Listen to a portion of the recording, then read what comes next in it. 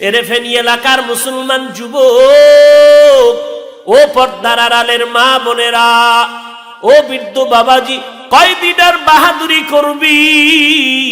এই ফেরাউনের নাম কেউ নেয় না, অথচ তাকায়া দেখো ওই ফেরাউনের ঘরে তার আপন স্ত্রী আসিয়া আল্লাহকে এই পরিমাণ রাজি খুশি করে ফেলেছিলেন। রাহমাতুল লিল আলামিন মেরাজের রাতে যখন ওই বাইতুল মাকদিস থেকে উপরের দিকে যায়, হঠাৎ করে নবীজি বলেন, জিবরাইল, জান্নাতের ঘ্রাণ কোথা থেকে পাওয়া যায়? জিবরাইল আমিন বলেন, ও পয়গম্বর, ফেরাউন বেঈমানের স্ত্রী আসিয়ার কবর থেকে বেহেশতের ঘ্রাণ পাওয়া যায়। মায়ার নবী চোখের পানি ছাড়লেন, আর জিবরাইল বললেন, ও পয়গম্বর, সুসংবাদ আপনার জন্য, কিয়ামতের ময়দানে এই ফেরাউনের স্ত্রী আসিয়া হবে আপনার বিবি। এরে পর্দার আড়ালের মা, তুমি তো সাহাবায়ে কিরামের মায়ের মতো মা, হাফেজে কোরআনের মায়ের মতো মা, আলেমের মা, নবীর স্ত্রীদের মতোই তুমি একজন নারী। তুমি খাদিজাতুল কুবরা রাদিয়াল্লাহু তাআলা আনহার মতো মা। ওরে মা, ফেরাউনের ঘরে থেকে যদি ওর স্ত্রী যদি আল্লাহর গোলাম হয়ে দুনিয়া থেকে চলে যেতে পারে, রে মা, তুমি কি পারবা না? তোমার স্বামী তো ফেরাউনের মতো তোমার উপরে আক্রমণ করে না, তোমার স্বামী তো নামাজ পড়লে বাধা দেয় না।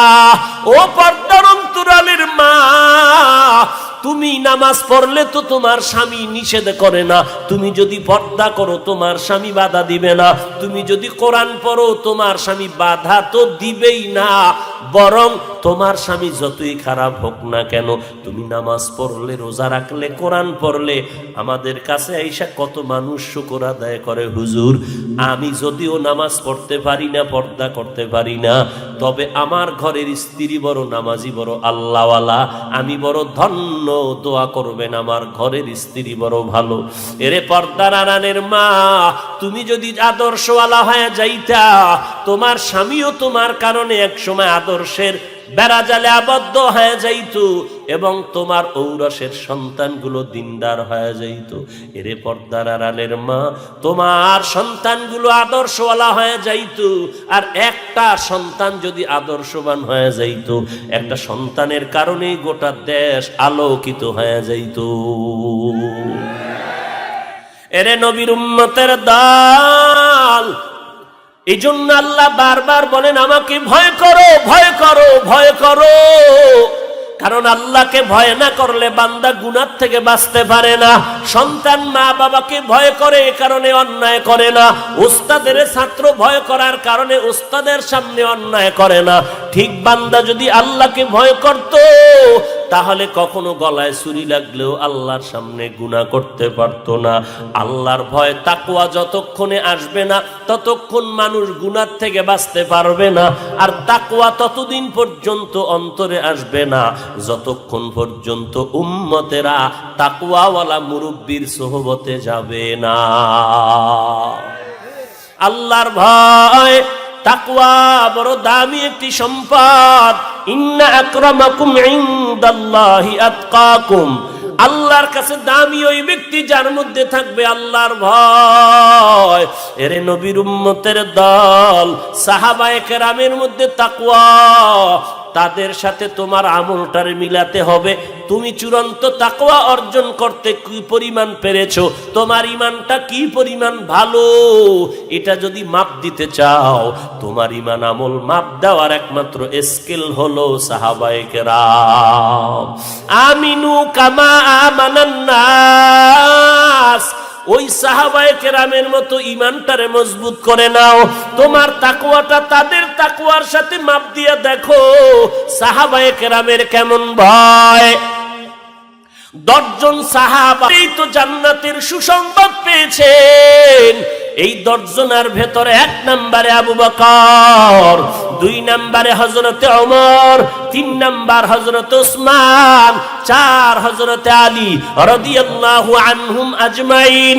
এদের ইতিহাস পড়িয়া দেখো জান্নাতের গ্যারান্টি পাইয়া তারা মরণ পর্যন্ত শুধু কান্নার আওয়াজ, নামাজে দাঁড়ায় কান্না করে, তাহাজ্জুদে কান্নার আওয়াজ, ইশরাকে কান্নার আওয়াজ, এমন কান্না এমন কান্না। ওরে বান্দা, আজকে তুমি কান্না তো করোই না, যারা মাঝে মাঝে কান্না করে তাদেরকেও তুমি দেখতে পারো না। উল্টা প্রশ্ন করো, ওয়াজের মধ্যে কেন চিল্লায় আর কান্না করে? ওরে বান্দা, তুমি কেন প্রশ্ন করবা?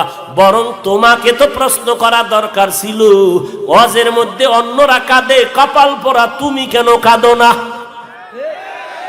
তুমি কেন কান্নালাকে প্রশ্ন করেছো?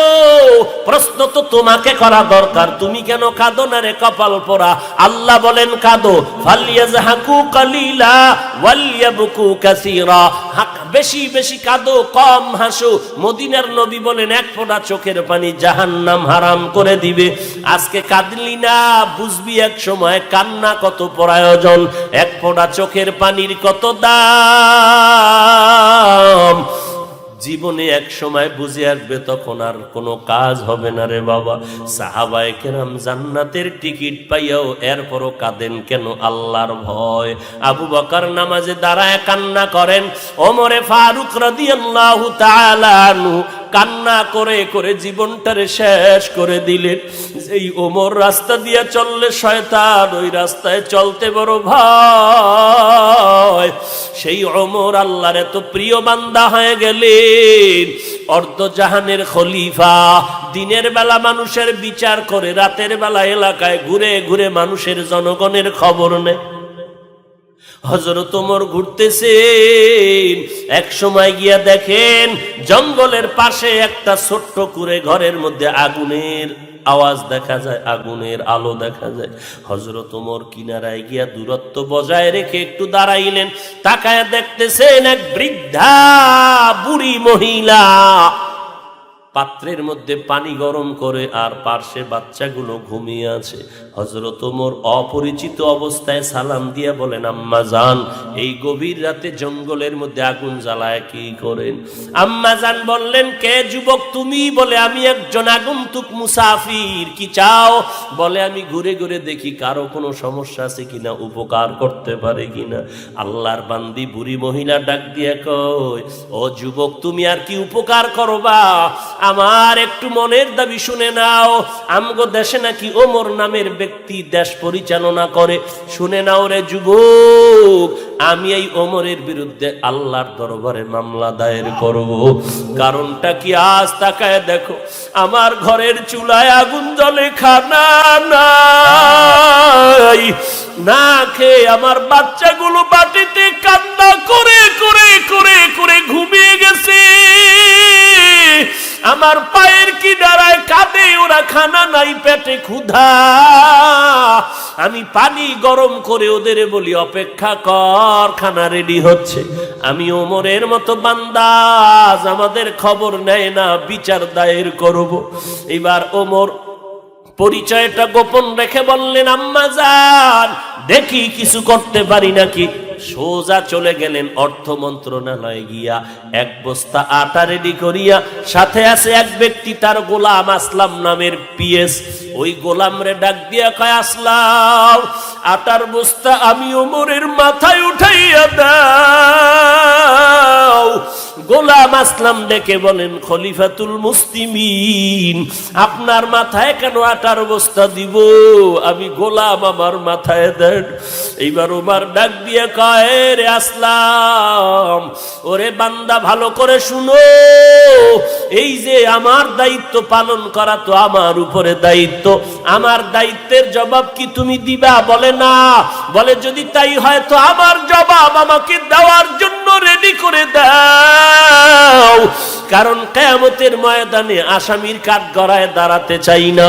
বাধ্য হইয়া গোলাম ওমরের মাথায় বোনাস আটার বস্তা যখন তুলে দিয়েছেন, খলিফাতুল মুসলিমিন, অর্ধ জাহানের খলিফা, মাথায় বস্তা দিয়ে চলছেন গভীর রাত। বুড়ি মহিলার ঘরের কিনারায় গিয়া ওমর চোখের পানি ছেড়ে বলেন, আম্মা জান, আপনি ভেতরে চলে যান, এইবার মহিলা ভেতরে চলে গেল। ওমর নিজে আটা বের করিয়া নিজে খামিরা বানাইয়া ওমর নিজের হাতে রুটি বানানো শুরু করে দিলেন। গভীর রাত্রে কেউ দেখে না, আমার মাওলায় তো তাকাইয়া দেখতেছে এগুলো কেমনে হয়। তাকওয়া থাকলে হবে, না হয় হবে না। ওমর নিজের হাতে রুটি বানাইয়া এরপরে বললেন, আম্মা জান আপনি রুটি খাবেন, সন্তানের রুটি খাওয়াবেন, বাকি আটা রেখে গেলাম, আবার শেষ হলে আবার খবর নেওয়ার জন্য আসবো। এই কথা বলে ওমর বিদায় নিবেন। যখন বের হলেন, মহিলা ডাক দিয়া কয়, ওরে যুবক, একটু শেষ বেলায় তুমি যখন আসছো আমি একটু অন্তর ভরে তোমার জন্য দোয়া করে দেই। আল্লাহ যদি তোমারে আজকে দেশের পরিচালনার দায়িত্ব দিতেন তাহলে দেশের মানুষ আর কোনোদিন কষ্টে থাকতে পারত না। আমি দোয়া করি তোমার মতো বান্দাটারে যেন দিয়ে আল্লাহ উম্মতের খেদমত নেয়। ওমর চলে গেলেন। পরের দিন আদালতে বসিয়া মসজিদে নববীতে বার্তাবাহক পাঠায় বলে, অমুক এলাকায় এক বৃদ্ধা মহিলা, তাকে ডেকে আমার আদালতে হাজির করো। মহিলার কাছে যখন খবর চলে গেল আপনাকে খলিফাতুল মুসলিমিন ডাকছেন, তাড়াতাড়ি চলেন, ওমর ডেকেছেন। মহিলা তো জানে না গত রাত্রের যুবকটাই ছিল ওমর খলিফাতুল মুসলিমিন। মহিলা ভয় পেয়ে গেল, গত রাতের ঘটনা কি খলিফাতুল মুসলিমিনের কাছে সেই যুবকটা বলে দিল নাকি আমার আজ ফাঁসি হয়ে যাবে। ভয় যখন ডাকছে, আমি তো ওমরের বিরুদ্ধে কত কথা কালকে বলেছি, আজ আমার বিচার না জানি হয়ে যায়। এইবার খলিফাতুল মুসলিমিন ডাকছে, হয়তো আমার বিচার হবে, ফাঁসি হয়ে যাবে। নিজেকে শেষ বিদায়ের মনে করিয়া সন্তানগুলোর থেকে কান্না করে করে বিদায় নেয় আর বলে, সন্তানেরা চির বিদায় দাও, গতকাল আমি খলিফাতুল মুসলিমিনের বিরুদ্ধে কথা বলেছি, আজ বিচার হবে। এদিকে ওমর অপেক্ষায় আছে। মহিলা হেঁটে হেঁটে হেঁটে হেঁটে খলিফাতুল মুসলিমিনের দ্বার প্রান্তে যখন এসে গেল, দরওয়াজা দিয়ে তাকায় দেখে গতকাল রাতের সেই যুবক দাঁড়িয়ে আছে। দেখিয়া ভয় পেয়ে গেল মহিলা। ওমর ডাক দিয়া কয়, মা কোনো ভয় নাই, কারণ আপনি তো আজকে অপরাধী না, অপরাধী তো আমি ওমর। আজকে তো আপনি আসামি না, আমি আসামি নিজেই। কেন এর আগে আপনার খবর নিতে গেলাম না? আজ আপনি আমার বিচার করেন। ওমর একটা পাগড়ি লম্বা হাতে নিয়ে বলে, পাগড়ির একটা মাথা আমার গলায় পেঁচায় দিলাম, আর এক মাথা আপনার হাতে নেন, আর এই পাগড়ির মাথা ধরে আমাকে রাস্তায় রাস্তায় টানতে থাকেন আর আমার বিচার করেন। দুনিয়াতে আমার বিচার হয়ে যাক, কিন্তু হাসরের ময়দানে যেন আল্লাহর আদালতে দাঁড়ায় হিসাব দিতে না হয়। কারণ এই দুনিয়ার বিচারের থেকে হাসরের ময়দানের বিচারটা আরো কত বড় কঠিন। সূর্যটা থাকবে মাথার উপরে, সূর্যের গরমে জমিন হয়ে যাবে তামা। গুনাহগারের মাথার মগজগুলো ভাতের মারের মতো টকবক করে ফুটতে থাকবে। অপরদিকে জাহান্নামের আওয়াজ, জাহান্নাম চিল্লায় বলবে, আল্লাহ গুনাহগার গুলো আমার পেটে দাও। ওই কঠিন মুসিবতের সময় সন্তান মা বাবার পরিচয় দিবে না, মা সন্তানের পরিচয় দিবে না। ওই কঠিন মুসিবতের সময় 7 ব্যক্তি আরশে আজিমের নিচে ছায়া পাবে। ও যুবকের দল, আল্লাহর কোরআনের মিথ্যা মনে করিও না, নবীর কথা মিথ্যা মনে করিও না। অনুরোধ করে বলি রে বাবা, ওমরের মতো বান্দা যদি কান্না করে, আবু বকরের মতো বান্দা যদি কান্না করে কবরের ভয়ে, আযাবের ভয়ে, তুমি কেন কান্না করো না রে ভাই? এই মহামারীতে তওবা করো, আল্লাহর কাছে মাপ চাও। জীবনে কত অন্যায় করেছো কেউ জানে না, আমার আল্লাহ তো জানতেছেন। ওরে বাবা, পায়ে হাত রেখে বলছি, আজকে থেকে তওবা করো, নামাজ ছাড়বা না, মা বাবাকে কষ্ট দিবা না, আলেম ওলামাদের বিরোধিতা করবা না, দেশ ও জাতির বিরুদ্ধে কোনো ষড়যন্ত্রে লিপ্ত হব না। ওরে আল্লাহর বান্দা, জীবনটারে পাল্টাও, সুন্নতের মালাটা গলায় লাগায় দাও। কিসের দলাদলি আর কিসের তরিকার ভেদাভেদ করো? মরণের পরে সাদা কাপনের প্যাকেটে যখন ঢুকে যাবে, কে পীর, কে মুরিদ, কে আলেম, কে মূর্খ, কোনো ভেদাভেদ নাই। ওই কবরে যখন রেখে আসবে, তিনটা প্রশ্ন তোমাকে আমাকে করা হবে। রবের পরিচয় দাও, ধর্মের পরিচয় দাও, রহমাতুল লিল আলামিনের পরিচয় দাও। আরে বান্দা, এই প্রশ্নের জবাব যদি দিতে পারো, কবর হবে শান্তির জায়গা। আর যদি জবাব দিতে না পারো, কবর হবে জাহান্নামের আগুন। আল্লাহর দরবারে তওবা করো। গুনার কারণে দিল পাথর, চোখে পানি নাই। আল্লাহর কাছে মাথা নত করে ডাকো, হে আল্লাহ, দিলটা নরম করে দাও, কান্নাওয়ালা চক্ষু দান করো। আয় আল্লাহ, জীবনের গুনাহ মাফ করে দাও। এরে আল্লাহর বান্দা, তওবার যদি খাঁটি নিয়ত হয়, কয়দিন আর বাহাদুরি করবা? তোমার আমার মতো কত যুবকের লাশ কবরে চলে গেল। এরে যুবক, আজকে থেকে তওবা করো, নামাজ ছাড়বা না। তোমার আমার মতো কত যুবক স্কুল কলেজে পড়ে নামাজ ছাড়ে না, তুমি কেন পারবা না? তোমার আমার মতো কত যুবক র্যাব, আর্মি, পুলিশ, বিডিআর এর চাকরি করে নামাজ ছাড়ে না। তোমার বিবেকরে জিজ্ঞাসা করো, তুমি কেন পারো না? তোমার আমার মতো যুবক কৃষি কাজ করে, ড্রাইভারি করে, শ্রমিকের কাজ করে, নামাজ ছাড়ে না, তুমি কেন পারবা না? রে বাবা, আল্লাহর কাছে তওবা করে নাও। ওই কবরে আপন কেউ নাই, একমাত্র নেক আমল নিয়ে যদি যেতে পারো। আর এই তওবার জন্য লাগবে তাকওয়া, আল্লাহর ভয়। আল্লাহর ভয় নিয়ে তওবা করো। আল্লাহ, শয়তানের ধোকায় পড়ে গুনাহ করেছি, আর করব না, আর নামাজ ছাড়ব না, আর নবীর সুন্নতের বিপরীত চলব না। আলেম ওলামাদের কথা নিয়ে পরামর্শ মতে আমলকে সুন্দর করব, সহিভাবে কোরআনটা শিখব, 5 বেলার নামাজ ঠিক মতো পড়ব, মা বাবার বরদোয়া নিব না, বড়দের সাথে বেয়াদবিমূলক আচরণ করব না। আল্লাহর কাছে তওবার নিয়ত যদি হয়, দিলটাকে নরম করে আল্লাহর কাছে নিজেকে বিলীন করে নত করে বলো, আল্লাহ তুমি আমাকে মাফ করে দাও। আল্লাহ বলেন, পাহাড় সম পরিমাণও যদি গুনাহ করো, তওবা করা মাত্র আমি আল্লাহ তোমার জীবনের সব গুনাহগুলো মাফ করে দিব। ও আল্লাহ, আমাদের সবাইকে মাফ করে দেন, আমাদের সবাইকে খাঁটি তওবা করার তৌফিক দান করেন, তওবার উপরে মজবুত হয়ে চলার তৌফিক দান করেন, আমিন। চু করে ধরবে। ওই বাহিনীর অনুসরণ করবা, ওই বাহিনীর নামও আমি নবী নির্ধারণ করে দিলাম। ওই বাহিনী আমি নবীর অবর্তমানে দায়িত্ব পালন করবে কিয়ামত পর্যন্ত। ওই বাহিনীর নাম নবীর ভাষায় হলো ওয়ারাসাতুল আম্বিয়া। قال النبي صلى الله عليه وآله وسلم العلماء ورثة الأنبياء। নবী বলেন, আমার যারা ওয়ারিস হবে, উলামায়ে আহলে হক এরা ওয়ারাসাতুল আম্বিয়া, নবীর ওয়ারিস। কিয়ামত পর্যন্ত নবীর দায়িত্ব তারা পালন করে উম্মতের জান্নাতের পথ দেখাবেন। ওই বাহিনীর নাম ওয়ারাসাতুল আম্বিয়া। তারা কারা? ওয়ারাসাতুল আম্বিয়া বলতে আহলে হক, উলামায়ে কেরাম। আহলে হক না বাতিল? বলেন বলেন। তাহলে বাতিলও আছে না নাই? কথার ফাঁকে ফাঁকে যদি সুযোগ হয়, আহলে বাতিল, ওলামা নামের আহলে বাতিল কারা, যদি সুযোগ থাকে ফাঁকে ফাঁকে বলে দিব। ভালো করে মনে রাখবেন, কিয়ামত পর্যন্ত এই আহলে হক উলামা এরা থাকবে, এদের অনুসরণ করবেন। আল্লাহ কোরআনে বলেন, কুল আতিউল্লাহ ওয়া আতিউর রাসূল ওয়া উলিল আমরি মিনকুম। নবী আপনি বলেন সবাই যেন আল্লাহর অনুসরণ করে, নবীর অনুসরণ করে, উলিল আমরের অনুসরণ করে। আল্লাহ বলেন উলিল আমর, আবার বলেন আহলে হক ওলামাদের অনুসরণ।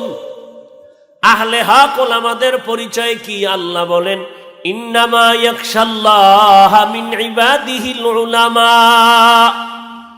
সমস্ত মানুষের মধ্যে যারা আহলে হক ওলামা, তারা আল্লাহকে বেশি ভয় করবেন। আল্লাহকে ভয় করার মানে ইচ্ছা করে কোনো গুনাহ করবেন না, অনিচ্ছায় যদি গুনাহ হয় তওবা করতেও দেরি করবে না। আহলে হক উলামা, উলামা বহু বচন, তার এক বচন হলো আলেম। আলেম শব্দটা ইলমুন থেকে নির্গত, ইলমের মাধ্যমে হয় আলেম। বহু আলেমকে বলা হয় উলামা। কিসের ইলম তারা অর্জন করবেন? বলবে ইলমে ওহী, ইলমে নবুয়ত। এই ইলমে নবুয়ত বা ইলমে ওহী অর্জন করে হবেন আলেম। তাদের বহু বচন হলো উলামা। এই উলামাদের আরেক নাম উলিল আমর, এই উলামাদের আরেক নাম সালিহিন, এই উলামাদের আরেক নাম সাদিকিন, এই উলামাদের আরেক নাম আহলে যিকির। ফাসআলু আহলা যিকরি ইন কুনতুম লা তা'লামুন। ও নবী জানায় দেন, দুনিয়ার মানুষ তোমরা যা জানো না, জাননেওয়ালাদের থেকে জেনে নাও। জাননেওয়ালা কারা? কোরআন হাদিসের ইলম অর্জন করনেওয়ালা উলামায়ে আহলে হক যারা। ইয়া আইয়ুহাল্লাযীনা আমানুত্তাকুল্লাহা ওয়া কুনু মা'আস সাদিকিন। আল্লাহকে ভয় করো, সত্যবাদীদের বন্ধু হয়ে যাও। মুফতি, মুহাদ্দিস, মুফাসসির, পীর, মাশায়েখ, আলেম সব এই উলামাদেরই শাখা প্রশাখা। কারণ কোরআন হাদিসের ইলম ছাড়া মুফতি হওয়া বাংলাদেশে হওয়া যায়, কারণ সম্ভাবনাময় দেশ তো, সবই সম্ভব। ভালোর লাইনেও উম্মতের ধোঁকা দেওয়া সম্ভব, অপরাধের লাইনেও ধোঁকা দেওয়া সম্ভব। কারণ আমাদের দেশে এমনও ইসলামের ব্যানারওয়ালা বাতেল আছে, নামাজ নাই, রোজা নাই, কোরআন জানে না, হাদিস জানে না, নাম দেয় মুজাদ্দিদে জামান, অলিকুল শিরোমণি। এরে নবীর উম্মতের দল। চট্টগ্রামে এক মাজারে লেখা আছে, জুতা চোর থেকে সাবধান। আমি এর সাথে তাল মিলায় বলি, বাঙালি মুসলমান, টুপিওয়ালা ভণ্ড থেকে সাবধান। চিনব কি করে? সবার মাথায় তো পাস করলি, ফাগরি লাগানো, সবাই তো জিকির করে, মদিনার গান গায়, কেউ তো সোনাবন্দের গান গায় না, সবাই তো মদিনার গান গায়। হক আর বাতিল চিনব কি করে? তুমি যদি চিনতে না পারো, ফেনী বাস টার্মিনালে গিয়া তুমি যাইবা চট্টগ্রাম। এখন দেখতেছো বাস অভাব নাই, শত শত বাস গাড়ি সেখানে দাঁড়িয়ে আছে, সবগুলোর সাইজ সমান, চাক্কা সমান, ড্রাইভিং এর সিটটাও সমান। তুমি ঢাকার গাড়ি, চট্টগ্রামের গাড়ি মনে করে যদি তুমি সিলেটের গাড়ির মধ্যে উঠে একটা ঘুম দাও যে গাড়ি তো সবই সমান, টান দিলেই চলে যাও, এমন একটা ঘুম দিছো, 1.5 ঘন্টা পরে উঠে দেখো বিবারিয়ার সিফার মধ্যে দাঁড়ায় রয়েছে। কি ব্যাপার, চট্টগ্রাম আর কত দূর? বলে এখনো 6 দিন লাগবে। বলো কি? বলে বলো কি, তুমি কই? তার মার ছিঁড়ে গেল নাকি? বলে না। বলে যাবা কই? বলে চট্টগ্রাম। সিলেটের গাড়িতে কেন বসছো? বলে এটা তো বুঝি না, সবার টুপি তো সমান, কে ভণ্ড কে হক বুঝি না, সব তো গাড়ি একই দেখা যায়।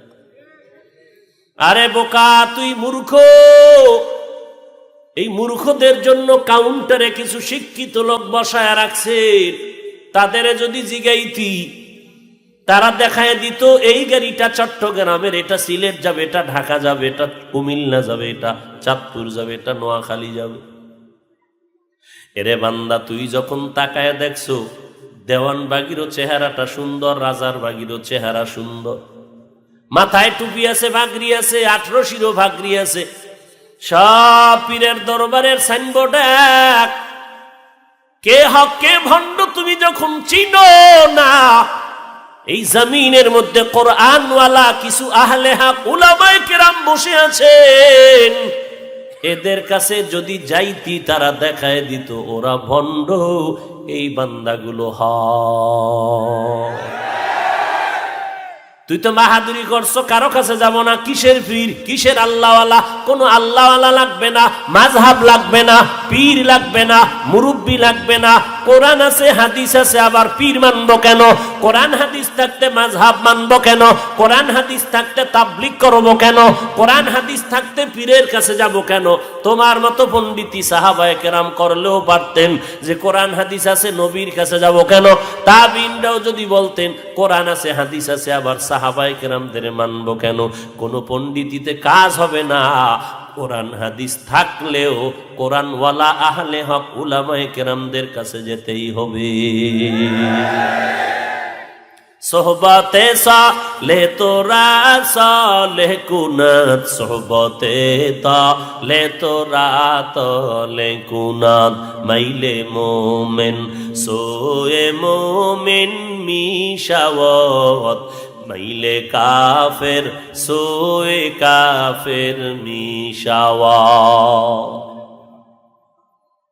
এরে নবীর উম্মতের দল, আমার মাথায় টুপিদারি সব আছে, কি সুন্দর বয়ান, মানুষ দাঁড়ায় আছে, বয়ান শুনতে আছে, কিন্তু আমার ভিতরেও তো কি পরিমাণ অপরাধ নিয়ে ঘুরতেছি, আমার দিলের মধ্যে এই অপরাধ নিয়ে ঘুরতেছি কেউ জানে না।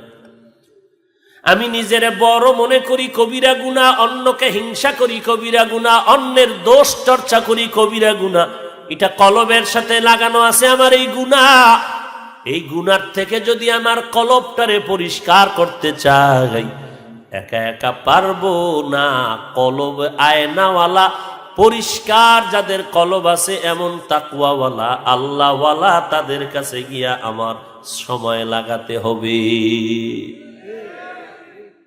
এই যারা উল্টা পাল্টা করে, এরা কেউ মুরব্বি মানে না, কোনো আল্লাহওয়ালার দ্বার দাঁড়ে না।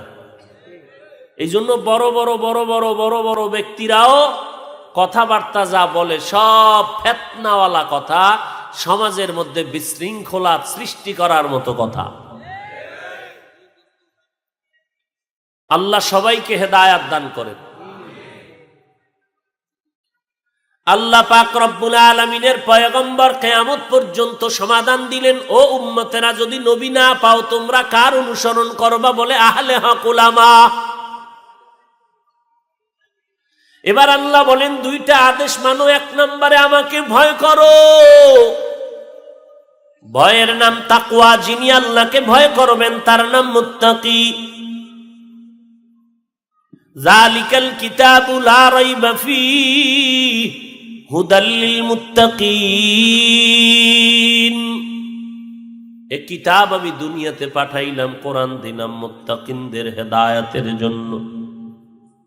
মুত্তাকি কাদেরকে বলা হয়? আল্লাহ পাক বলেন 6টা গুণ যাদের মধ্যে আছে প্রমাণ হবে তারা আল্লাহকে ভয় করে। যাদের মধ্যে 6 গুণের একটাও নাই প্রমাণ হবে তারা আল্লাহকে ভয় করে না। 6টা গুণ যাদের মধ্যে আছে তারা তাকওয়াওয়ালা, আল্লাহকে ভয় করেন। এদের ফলাফল হলো এরা বিনা হিসাবে জান্নাতের মেহমান। খারাপ লাগে না তো ভাই? আর কি করবেন, একটু সময় কাটাইলেন, বাসায় গিয়ে তো আর ঘুমাইবেন না রাত্র 3টার আগে, বয়ে বয়ে একটু সময় কাটাইলেন, আর কি করবেন? আমল আর কি করবেন? ফজর পড়েন নাই, জহুর পড়েন নাই, আসর পড়েন নাই, মাগরিব পড়েন নাই, এশার নামাজ পড়েন নাই। আইছেন কিন্তু মাগরিবের সময়, এশার আজান হইছে, এখানে নামাজ অনেকে পড়ছে, আর বেশি ভিআইপি মানুষগুলো রাস্তায় বেরিয়ে আছে। যখন আমি আইছি, এই বিড়ির চিফাটা ফালায় ঠালায় পাও দিয়া ফারাইয়া ভিতরে ঢুকছে। যখন আবার বিড়ির নেশা টান দিবে, আবার ফাঁকে ফাঁকে উঠে যাবে, টাইনে টুইনে আবার একটু আসবে। তাও যদি আমার বয়ান ভালো লাগে, আর যদি দেখে না সব ছুরির মতো আঘাত করে কলিজায়, তাই যে উঠছে আর আসবেই না, এমন দৌড় দিবে, ফজর পর্যন্ত মোবাইল চালায় রাত কাটাবে, আড্ডা দিবে, আজানের আধা ঘন্টা আগে রেস্টে চলে যাবে। এক রেস্ট, ফজর শেষ। এরে নবীর আশেক উম্মতের দল, ভালো করে শুনে নাও রে মুসলমান। আল্লাহ বলেন আমাকে কারা ভয় করে, বলে যাদের মধ্যে 6টা গুণ আছে। 1 নাম্বার, ইউমিনুনা বিল গায়ব ওয়া ইউকিমুনাস সালাহ ওয়া মিম্মা রাযাকনাহুম ইউনফিকুন ওয়াল্লাযীনা ইউমিনুনা বিমা উনজিলা ইলাইক ওয়া মা উনজিলা মিন ক্বাবলিক ওয়া বিল আখিরাতি হুম ইউকিনুন।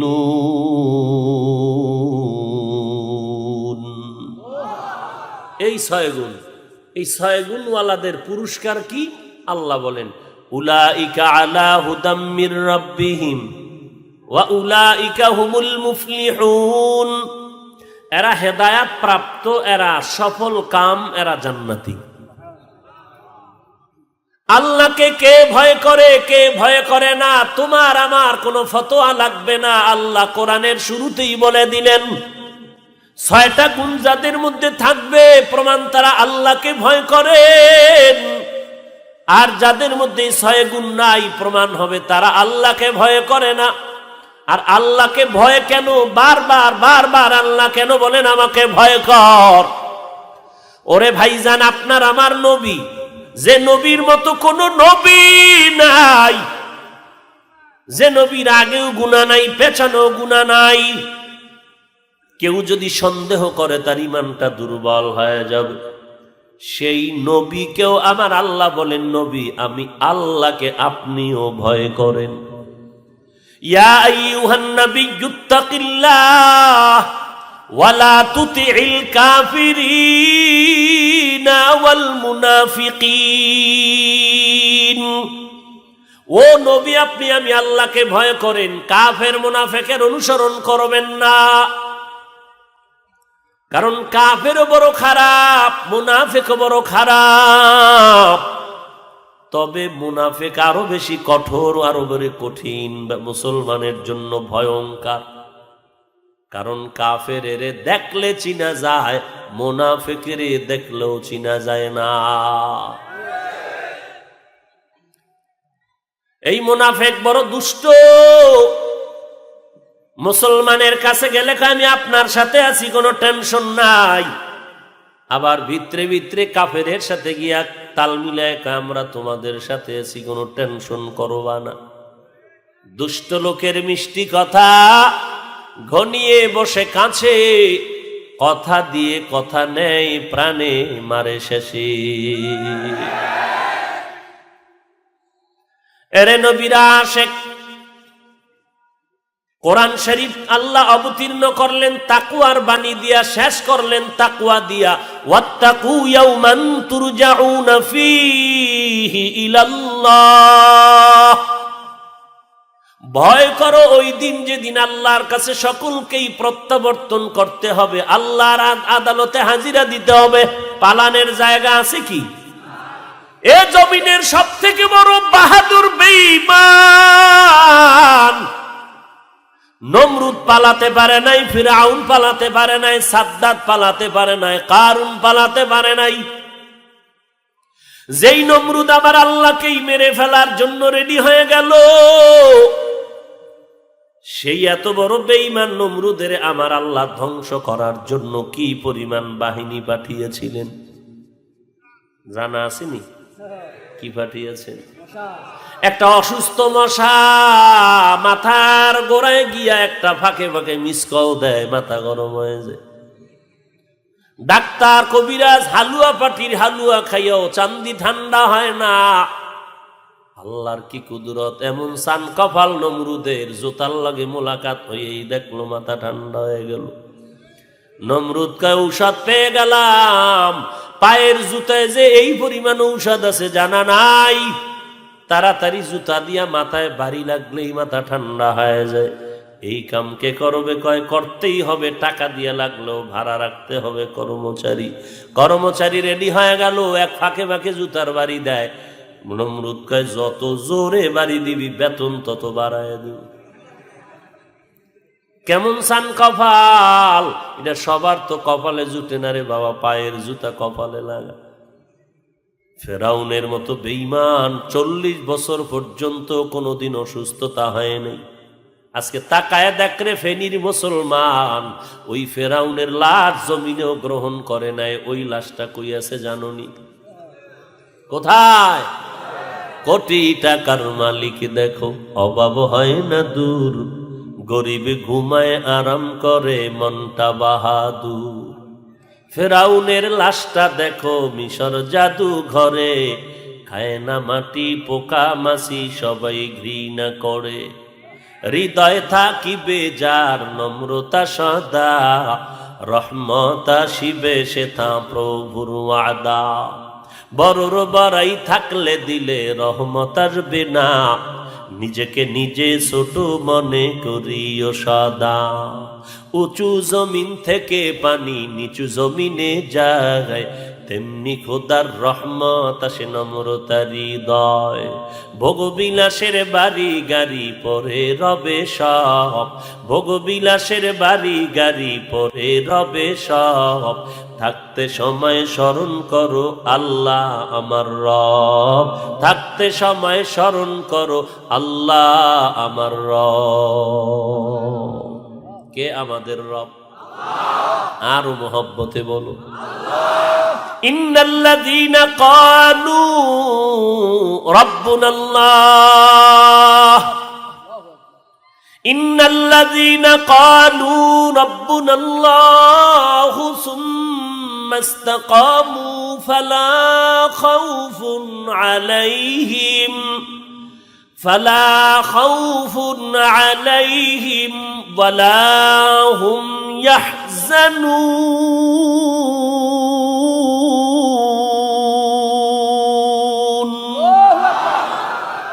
আল্লাহ পাক বলেন যারা আমাকে রব বলে স্বীকার করে এই কথার উপরে ইস্তেকামাত মজবুত হয়ে থাকলো, তাদের কোনো ভয় নাই, কোনো পেরেশানি নাই। আমি আল্লাহ আমি কুদরতি ভাবে তোরে জান্নাতে পৌঁছায় দিব। আয় বেরাদার দূরে বাসা জিয়ারে বদ, ইয়ারে বদ বদ তর বুয়া দজমারে বদ মারে বদ তন হাতরা বর যা জানাদ, ইয়ারে বদ বর জানে ইমানত জানা। এরে আল্লাহর বান্দা, সারা দুনিয়াটা খুঁজে দেখো,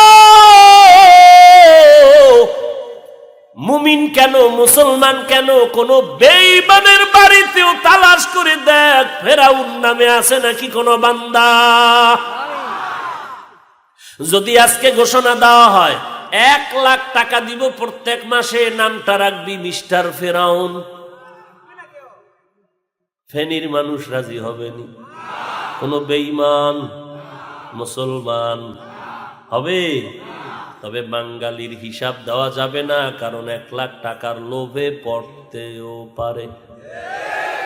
কারণ যেই বাঙালি মসজিদে ঢুকিয়া বলে সুবহান রাব্বিয়াল আলা, আবার বের হইয়া একটা সন্তেশের লোভে দুর্গা পূজায় গিয়া কয় ধর্ম যার যার উৎসব সবার, এই বান্দাটার উপরে মুমিন কোনোদিন বিশ্বাস করতে পারে না।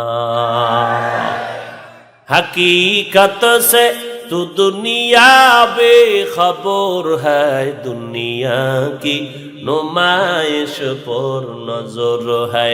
नमी गुयम के आज दुनिया जुदा बाश, बाहर कारी के बाशी बा खुदाबाश। एरे যুবক, পা দুটো যদি আগায় দিতি, পায়ে হাত রেখেও বলিয়া দিলটারে সান্ত্বনা দিতাম, যুবক ভাই ফেরাউনের মতো টাকাওয়ালা তো হতে পারো নাই, বাহাদুরি আর কি করবি রে বাবা। এত টাকা এত ক্ষমতা এত পয়সা, তারপরও কোথায় গেল তার জীবন? সমস্ত দুনিয়ার মানুষ ফেরাউনের ঘৃণা করে। ওই রাস্তায় চললে কি হবে তোমার একটু চিন্তা করে নাও। অথচ আম্বিয়ায়ে কেরামের নাম, সাহাবায়ে কেরামের নাম, আউলিয়ায়ে কেরামের নাম নেওয়ার মানুষ এই জমিনে আছে না নাই? সন্তানের নামে তাদের নাম, মাদ্রাসার নাম তাদের নামে নাম, মসজিদের নাম সাহাবায়ে কেরামের নামের উপরে, সন্তানের নাম খাজা মঈনুদ্দিনের নামের উপরে। ভারতের মধ্যে গিয়া তাকায় দেখো এমন একটা হিন্দু নাই যার দিলের মধ্যে খাজা মঈনুদ্দিনের নামের মোহাব্বত নাই। এটা টাকার কারণে হয় নাই, এগুলো হয়েছে একমাত্র তাকওয়া আর মদিনাওয়ালার আদর্শের কারণে। আলহামদুলিল্লাহি রাব্বিল আলামিন ওয়াসসালাতু ওয়াসসালামু আলা সাইয়্যিদিল আমবিয়াই ওয়াল মুরসালিন ওয়া আলা আলিহি ওয়া আসহাবিহি আজমাইন। ইয়া আরহামার রাহিমিন, ইয়া আরহামার রাহিমিন, ইয়া আরহামার রাহিমিন। রব্বিরহামহুমা কামা রব্বায়ানি সগীরা, রব্বিরহামহুমা কামা রব্বায়ানি সগীরা। আল্লাহুম্মা ইন্না নাউযু বিকা মিনাল বারাসি ওয়াল জুনুনি ওয়াল জুযামি ওয়া মিন সাইয়্যিল আসকাম। ও দয়ার মালিক, কুদরতের নজর দিয়া দেখেন এই ময়দানে কত উলামায়ে কেরাম হাত তুলেছেন, কত মুরব্বী, কত হাজী সাহেব, কলিজার টুকরা যুবক ভাইয়েরা, ছাত্ররা, পর্দার আড়ালের কত মা বোনেরা হাত তুলেছেন। আয় আল্লাহ, আমাদের মতো গুনাহগার কেউ নাই। শয়তানের ধোকায় পড়ে জীবনটারে নষ্ট করে ফেলেছি। দুনিয়াতে এসেছিলাম কত পবিত্র, শয়তানের ধোকায় পড়ে আজ এই পবিত্র জীবনটারে নাপাক করেছি রে আল্লাহ। আজকে গুনার কারণে দেখি আমার হাত নাপাক, আমার চোখ নাপাক, আমার জিহ্বা নাপাক, আমার অন্তর নাপাক। আয় আল্লাহ, আপনার দরওয়াজায় আসি গুনাহ অবস্থায় ফিরাই।